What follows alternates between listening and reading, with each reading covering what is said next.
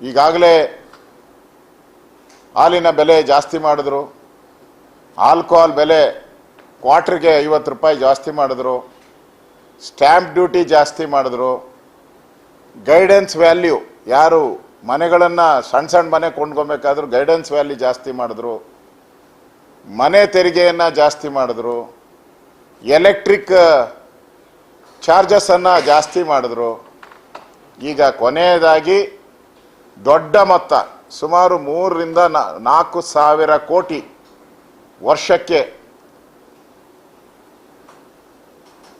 ಟ್ಯಾಕ್ಸನ್ನು collect ಮಾಡುವಂಥ ಒಂದು ದೃಷ್ಟಿಯಿಂದ ಇವತ್ತು ಕರ್ನಾಟಕ ಸರ್ಕಾರ ಪೆಟ್ರೋಲ್ ಬೆಲೆಯನ್ನು 3 ರೂಪಾಯಿ, ಡೀಸೆಲ್ ಬೆಲೆಯನ್ನು 3.5 ರೂಪಾಯಿ ಏರಿಕೆ ಮಾಡೋ ಮುಖಾಂತರ ಒಂದು ರೀತಿ ರಾಜ್ಯ ಸರ್ಕಾರ ದರೋಡೆ ಮಾಡೋಕ್ಕೆ ಹೊರಟಿದೆ. ದರೋಡೆ ಮಾಡೋಕ್ಕೆ ರಾಜ್ಯ ಸರ್ಕಾರ ಹೊರಟಿದೆ. ಈಗಾಗಲೇ ಸಿದ್ದರಾಮಯ್ಯನವರು ಹಿಂದೆ ನಮ್ಮ ಸರ್ಕಾರ ಇದ್ದಾಗ 1 ರೂಪಾಯಿ ಬೆಲೆ ಏರಿಕೆ ಆದಾಗ 1 ರೂಪಾಯಿ ಬೆಲೆ ಏರಿಕೆ ಆದಾಗ ಅವರು ಶವಯಾತ್ರೆ ಮಾಡಿದ್ರು. ಮೋಟರ್ ಬೈಕನ್ನು ಅವರು ಡಿ ಕೆ ಶಿವಕುಮಾರ್ ಇಬ್ಬರು ಶವಯಾತ್ರೆ ಮಾಡಿದ್ರು.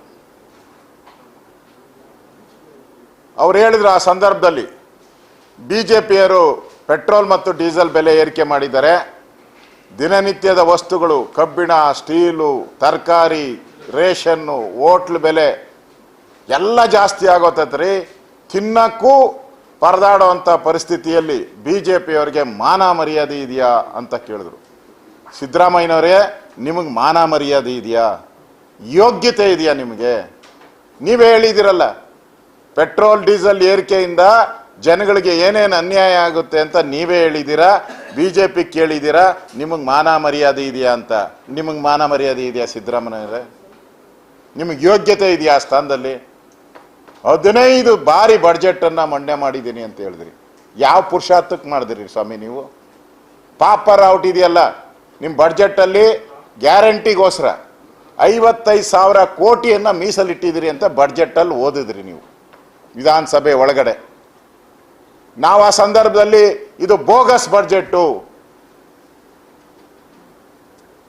ಆದಾಯ ಮತ್ತು ವೆಚ್ಚದ ತಾಳೆನೇ ಇಲ್ಲ ಇದರಲ್ಲಿ, ನಿಮಗಿಷ್ಟು ಆದಾಯನೇ ಬರ್ತಾ ಇಲ್ಲ, ನೀವು ಆದಾಯನ ಅಂಕಿಅಂಶಗಳನ್ನು ಸುಳ್ಳು ಕೊಡ್ತಾ ಇದ್ದೀರಾ ನೀವು ಅಂತೇಳಿ ಬೋಗಸ್ ಬಡ್ಜೆಟ್ ಅಂತ ಪ್ಲಕಾರ್ಡ್ಸನ್ನು ಹಿಡಿದ್ರಿ. ಅವಾಗ ನೀವೇನು ಹೇಳಿದ್ರಿ? ನಾನು ಬಡ್ಜೆಟ್ಟೇ ಇನ್ನೂ ನ್ಯಾಯವಾಗಿ ಓದಿಲ್ಲ, ಅವಾಗೇ ಪ್ರತಿಭಟನೆ ಮಾಡಿದ್ರಿ. ನಿಮ್ಮ ಯೋಗ್ಯತೆ ಅವತ್ತೇ ನಮ್ಗೆ ಗೊತ್ತಾಗಿತ್ತು, ಮೊದಲೇನೆ ಗೊತ್ತಾಗಿತ್ತು ನೀವು ಬಡ್ಜೆಟ್ ಯೋಗ್ಯತೆ ಏನು ಅನ್ನೋದು. ಆ ಸಂದರ್ಭದಲ್ಲಿ ನೀವು ಬಡ್ಜೆಟಲ್ಲಿ ಅಲೋಕೇಶನ್ ಮಾಡಿದ್ದೀರ 55,000 ಕೋಟಿನ ನಿಮ್ಮ ಫ್ರೀ ಗ್ಯಾರಂಟಿಗಳಿಗೋಸ್ಕರ. ಈಗ ಸಂಬಳ ಕೊಡೋಕ್ಕೆ ಮುಂದಿನ ತಿಂಗಳಿಗೆ ಸಂಬಳ ಕೊಡೋಕ್ಕೆ ದುಡ್ಡಿಲ್ಲ ಅಂತೇಳಿ ಫೈನಾನ್ಸ್ ಡಿಪಾರ್ಟ್ಮೆಂಟ್ ಅವರು ವರದಿ ಕೊಟ್ಟಿದ್ದಾರೆ. ಈಗಾಗಲೇ ಸಂಬಳ ಕೊಡೋಕ್ಕೆ ಹಾಹಾಕಾರ ಆಗ್ಬೋದು ಅಂತೇಳಿ, ಎಲ್ಲಿ ನೌಕರರೆಲ್ಲ ದಂಗೆ ಹೇಳ್ತಾರೋ ಅಂತೇಳಿ ರಾತ್ರೋರಾತ್ರಿ ಇವತ್ತು ಸುಮಾರು 3 ರಿಂದ 4 ಸಾವಿರ ಕೋಟಿ ಹೊರೆಯನ್ನು ರಾಜ್ಯದ ಜನಗಳ ಮೇಲೆ ಹಾಕ್ತಾ ಇದ್ದಾರೆ. ಪೆಟ್ರೋಲು ಮತ್ತು ಡೀಸೆಲ್ ಉಪಯೋಗ ಮಾಡೋರು ಯಾರು? ಉಪಯೋಗ ಮಾಡ್ತಾರೆ? ಎಲ್ಲ ಬಡವರು, ಕೂಲಿ ಕೆಲಸ ಮಾಡೋರು TVS ಅಲ್ಲಿ ಹೋಗ್ತಾರೆ, ಸಣ್ಣ ಸ್ಕೂಟ್ರುಗಳಲ್ಲಿ ಹೋಗ್ತಾರೆ, ಶಾಲೆಗೆ ಹೋಗುವಂಥ ಬಸ್ಗಳು, ಆಟೋ ರಿಕ್ಷಾ ಓಡಿಸ್ತಾರೆ. ದಿನದ ಸಂಪಾದನೆ ಅವ್ರದ್ದು 500 ರೂಪಾಯಿನೂ ಸಂಪಾದನೆ ಮಾಡೋಕ್ಕಾಗಲ್ಲ ಆಟೋ ರಿಕ್ಷಾದವರು. ಟ್ಯಾಕ್ಸಿ ಕತೆ ಏನು? ಅದಕ್ಕಿಂತ ಮುಖ್ಯವಾಗಿ ತರಕಾರಿ, ರೇಷನ್ನು ತರುವಂಥ ವೆಹಿಕಲ್ಸು, ಗೂಡ್ಸ್ ವೆಹಿಕಲ್ಲು, ಅದನ್ನು ಓಡಿಸೋವಂಥವ್ರು ಬಡವರೇ, ಡ್ರೈವರ್ಸ್ ಎಲ್ಲ. ಅವ್ರ ಕತೆ ಏನು?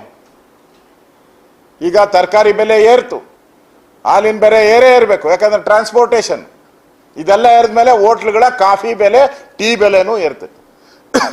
ಅಂದರೆ ಜನ ಕಾಫಿ ಟೀ ಕುಡಿಯೋಕ್ಕೂ ಅತಂತ್ರ ಪರಿಸ್ಥಿತಿಯನ್ನು ತಂದಿಟ್ಟಂಥವರು ಈ ಕಾಂಗ್ರೆಸ್ ಸರ್ಕಾರ, ಸಿದ್ದರಾಮಯ್ಯನವರ ನೇತೃತ್ವ ಸರ್ಕಾರ. ಟೀ ಕಾಫಿಗೂ ಬರಗಾಲ ಬರುವಂಥ ಸ್ಥಿತಿಗೆ ಇವತ್ತು ಕಾಂಗ್ರೆಸ್ ಸರ್ಕಾರ ಜನಗಳ ಮೇಲೆ ಹೊರೆಯನ್ನು ಏರ್ತಾ ಇದೆ. ಇನ್ನು ಬೆಲೆ ಏರಿಕೆ ಗಗನಕ್ಕೆ ಏರ್ತೈತೆ ಬೆಲೆ ಏರಿಕೆ. ನಾಳೆಯಿಂದನೇ ಶುರು. ಆಟೋದವರು ನಮ್ಮ ಫೇರ್ ಜಾಸ್ತಿ ಮಾಡಬೇಕು ಅಂತಾರೆ.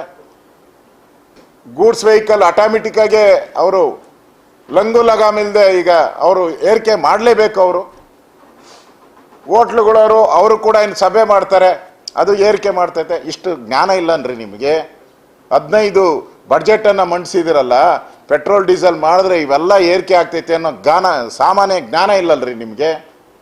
ಬೊಗಳೆ ಬಡ್ಕೊಂಡ್ರೆ ಅವಾಗ ಮಾನ ಮರ್ಯಾದೆ ಇದೆಯಾ ಅಂತ? ನಿಮಗೇನು ಮಾನ ಮರ್ಯಾದೆ ಇದೆಯಾ?